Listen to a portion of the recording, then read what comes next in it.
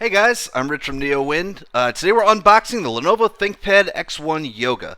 If you've been following along, last week I unboxed the X1 tablet, which is a really great machine. So they came out with three devices at CES. There's the X1 Carbon, which is the flagship laptop, and we already have a review for that up on NeoWind. There's the Yoga, which is like the 360-degree convertible, and then there's the tablet, which is like a Surface Pro style tablet with a detachable keyboard. Okay, now the tablet is a great machine. I'm really enjoying it. The only problem is it feels a little underpowered because it has the Core i5Y series, which is the rebranded Core M5. This guy's gonna have a U series. It comes in i5 or i7, and it comes with a 1080p LCD display or a 1440p OLED. They didn't tell me which one they sent me. If you watch the tablet unboxing, you can see that they sent me specs for this review unit, and this one, the specs for this review unit actually has both on there. There's a choice between a 256 or 512 gigabyte SSD. 256 is Toshiba, 512 is Samsung if it matters. But let's just get this open because starting to get into parts of the specs that I'm sure most people don't really care about. So you see the box isn't very fancy. There's a little plastic thing right at the top. Let's see. And here's the device itself. Alright, you can see it is super thin. Yeah, it feels really nice, light. Okay, let's see, it says ThinkPad over here. I'm going to get it open in a bit. We're just going to see what else is in here. Alright, we have a smaller, there's something, no, it looks like just more plastic. Okay, so setup guide. If you watch my unboxings, you know that I never even open them, and sometimes it leads to some wackiness. We have a power cable and the power brick, which charges through USB Type-C. Now there should be pen support. I didn't see a pen in the box. I'm going to assume for now that I can use the same pen that came with the X1 tablet. Alright, so improvements that they made to the Yoga. 2 Thunderbolt 3 ports, which you can see if I get the lighting angle right. There are also 2 USB Type A ports, right, which is useful. So, one thing that I really thought was cool is that you can see is that when you bend back the screen to put it in tablet mode, the keys retract.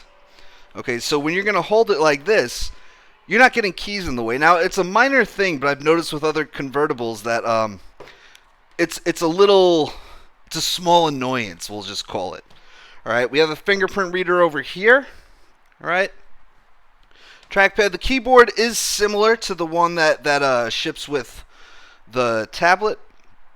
All right, let's power this up. Hopefully they gave me some power. Did they? Is it going to come on? I see a light that came on. There it is. Alright, we're powering up. So this is the Core i5 V Pro model. And we can see resolution 1080p. Alright, so they sent me the 1080p one, which is kind of a bummer. But, because I really love OLED displays. And, I think that 1440p is kind of the right resolution for a laptop. This is a 14-inch laptop. I have 4K laptops like the Spectre X360, and I love it, but the battery life is terrible. It's only about 5 hours. 1080p seems to be not quite enough for me. All right. So to me, 1440p feels like the sweet spot, and I love OLED displays, even though they do have some shortcomings. But you know, so I was kind of hoping that I would get that. But yeah, this is going to be pretty cool. You see, it's I can really see the difference between a regular 13.3-inch laptop and the 14-inch. It feels a lot bigger. It feels like there's a lot more space. But the thing also feels really light. Okay, so you can see we do on the keys. Right, that's how much they're regular keys, obviously. But when we bend it back, I love this feature. I love that the keys retract when we when we put it into tablet mode. All right, and then we can say we want to put it into tablet mode. It comes with a sign into a Lenovo account.